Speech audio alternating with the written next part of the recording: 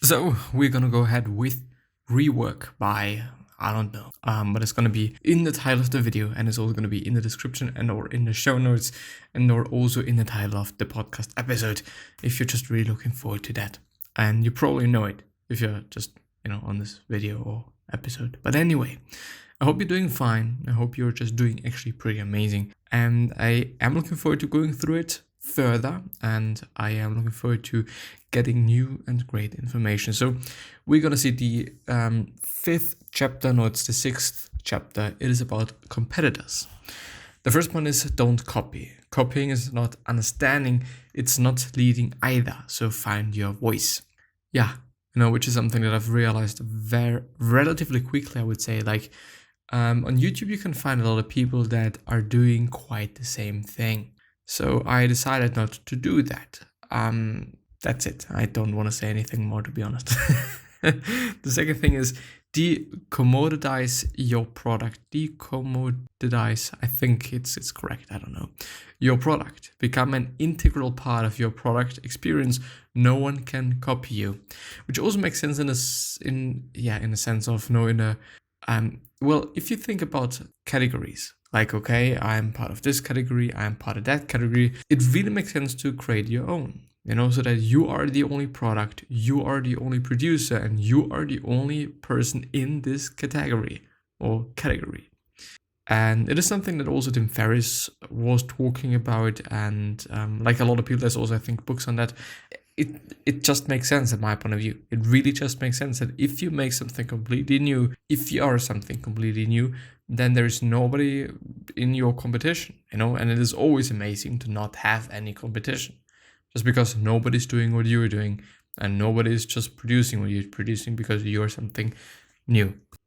Pick a fight.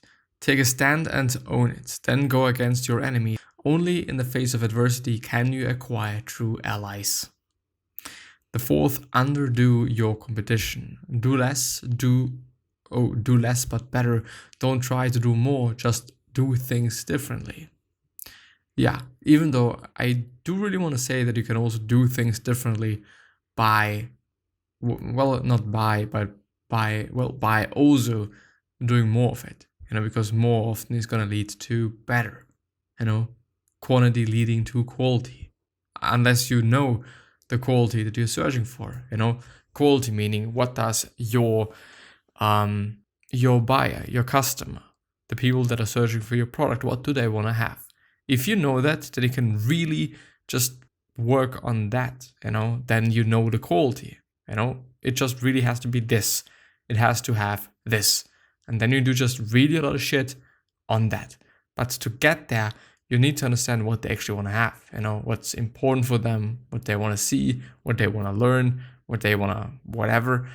And the fastest way to do that is by just doing more so that you can figure it out faster, which just makes sense because there's a feedback loop, to just always see what's good and what's not good. The fifth, who cares what they are doing? Focus on yourself, not the competition. It is the only way to grow.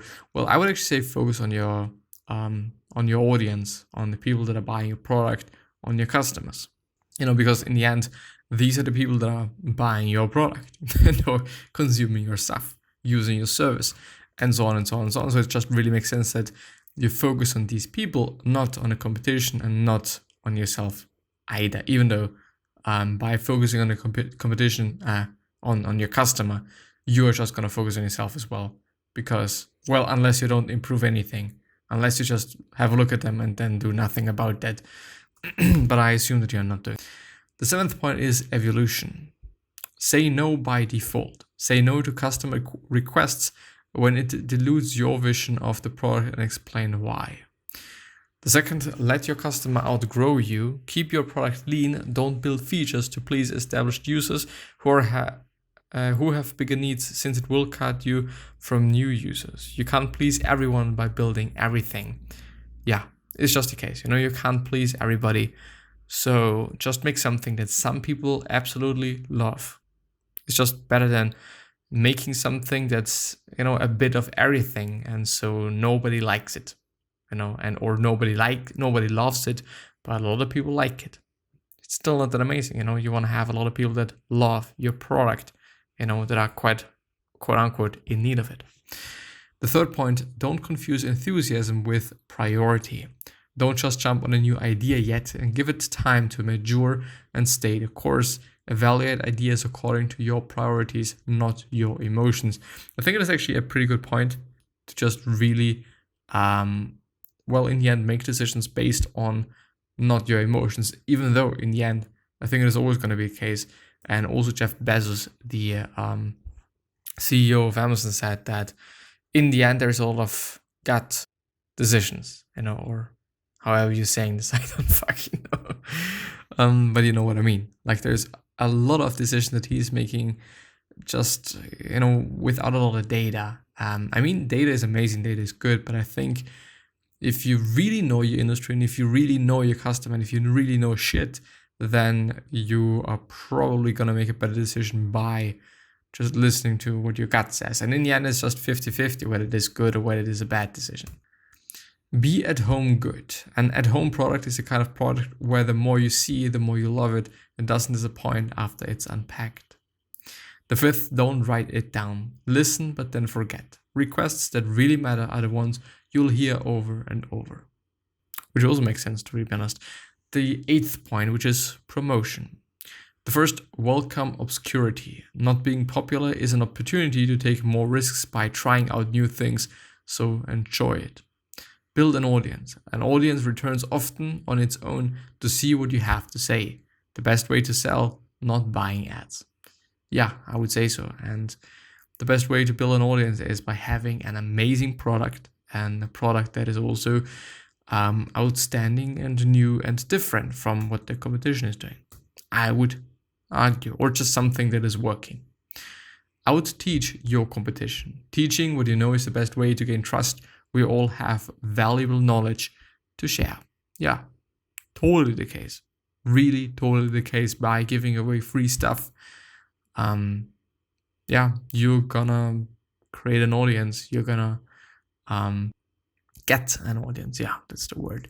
The fourth, emulate chefs. Share everything you know. Transparency is how you outsmart your paranoid competitors that are like, I don't want to share anything because it is so valuable and stuff.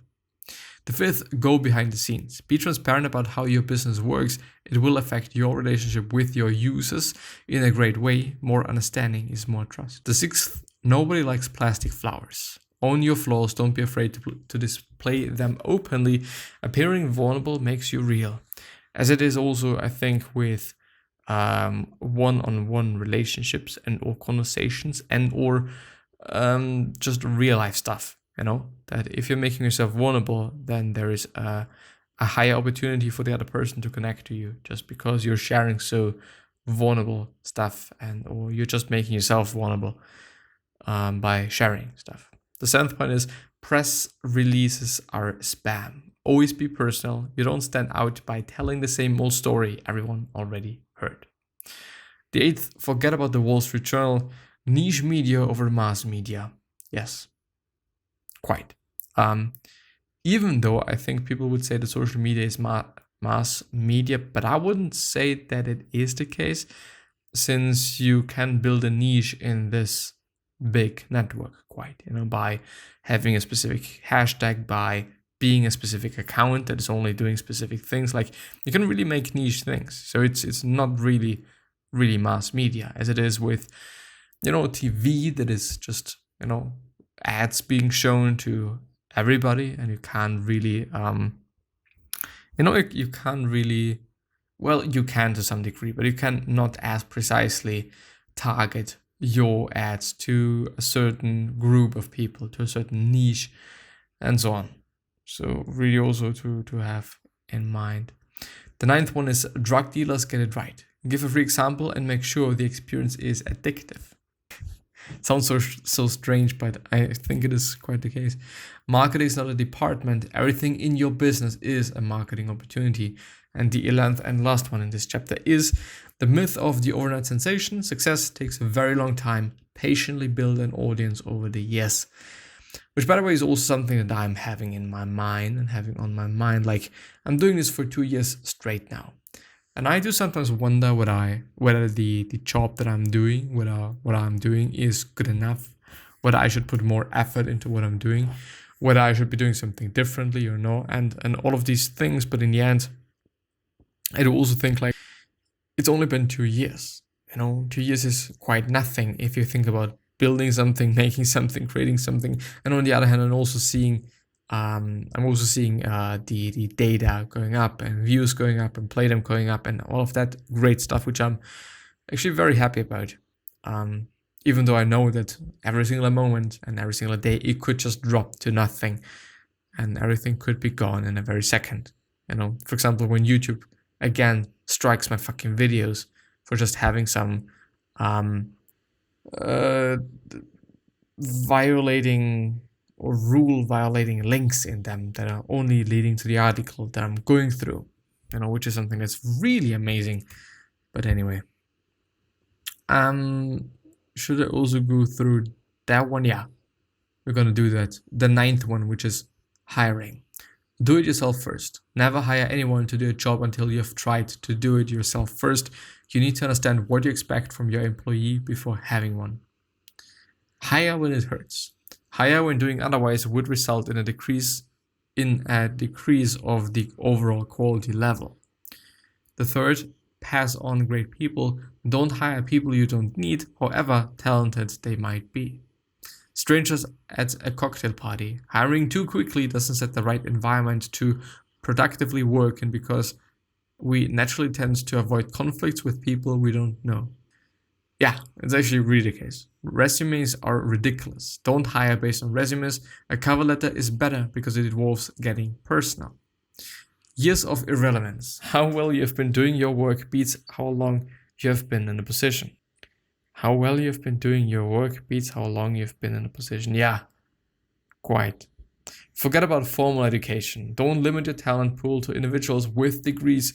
Make the distinction between schooling and education. The 8th, everybody works. Don't hire managers. Everyone should do work, not delegate it. Which is actually really the case with managers. Like they're just only delegating. Actually pretty interesting. Like I think it is the first time I'm realizing that. Anyway, the 9th one is hire managers of one. A manager of one manages himself, herself.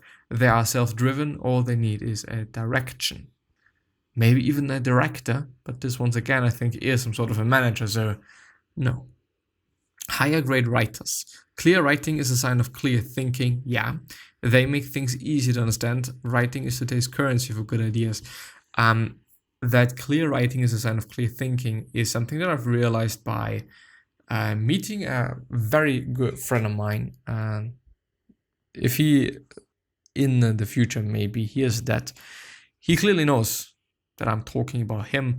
But because I've seen that, I've seen his amazingly clear writing, and I would also say that his thinking and also talking, therefore, is very clear and very distinct. And I really truly appreciate this as well as I'm appreciating it in Seth Godin, because he is communicating things so amazingly clearly. It is insane. It really is. Like, it is so astonishing. It is. It's actually, pretty much breathtaking if you're thinking about it. Like, I don't know if he's having a script, but I don't think so, actually. I might have looked it up once or heard something, but I don't really think so. Like, he's a really clear communicator, as actually, by the way, Gary Vee is as well. He really is a clear communicator. He's really able to get across points pretty easily so that everybody can understand them, which I think is what a good communicator is doing. Like, communicating things so clearly that we all can relate to that, or at least understand it. The best are everywhere. Hiring remotely allows you to access a great talent pool. Location shouldn't be a hiring criteria anymore. And the 12th and last point is test drive employees. The best way to evaluate a potential employee is to hire him or her to work on a mini project. And yeah, I think amazing ideas. All of them are. And yeah, talking is actually pretty difficult today. It might be due to me not sleeping nearly enough as I should. And I hope that I'm going to do this today at least a bit more. Yeah, I don't know. I'm looking forward to sleeping and going to bed and stuff, which I'm hopefully gonna very soon do. And yeah, I'm gonna see you the next time. So bye, and I wish you the best health, happiness, and all success.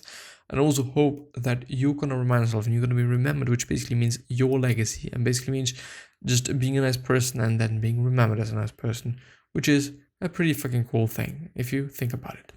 3 other questions that I have you are why. When I try to change and what's bothering you the most, these 3 questions, hopefully gonna show you a purpose and maybe even a business idea, which is a pretty cool thing as well. One last question and or idea that I have you is, what could you essentially say to another person that is indeed gonna change your life? Because I totally believe we all can say something and we all can communicate something that is indeed gonna change somebody's life, which is amazing. If you think about it, the power that we all are having over the emotions of others. Quite. But yeah, with that being said, bye. Please take care of yourself, your family members, and all of your loved ones and friends. Bye.